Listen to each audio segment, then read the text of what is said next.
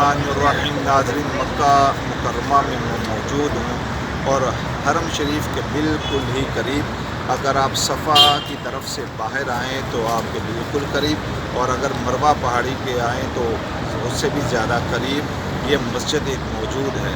मेरे आका करीम सल्लल्लाहु अलैहि वसल्लम से एक आदमी ने मौजज़ा मांगा कि ये दरख्त अगर आप पर ईमान ले आए तो मैं मुसलमान हो जाऊँगा।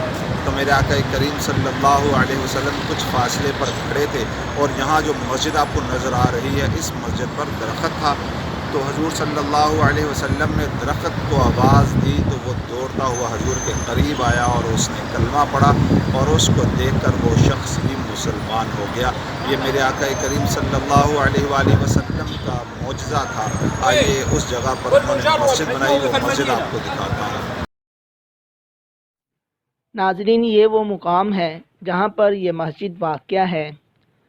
इस मुकाम पर वो दरख्त जिसने नबी करीम सल्लल्लाहु ताला अलैहि वसल्लम के हुक्म पर अपनी जड़ें उखाड़ता हुआ आप सल्लल्लाहु ताला अलैहि वसल्लम की बारगाह में हाज़िर हुआ और आपकी बारगाह अक़दस में सलाम पेश किया, और सलाम पेश करने के बाद दोबारा अपनी जगह पर वापस आ गया। ये वो मौजज़ा है जो उस शख्स ने मांगा, और ये ज़िंदा मौजज़ा देखकर वो आप सल्लल्लाहु ताला अलैहि वसल्लम पर ईमान ले आया और मुसलमान हो गया। ये छोटी सी मस्जिद है, इसी मुकाम पर वो दरख्त हुआ करता था।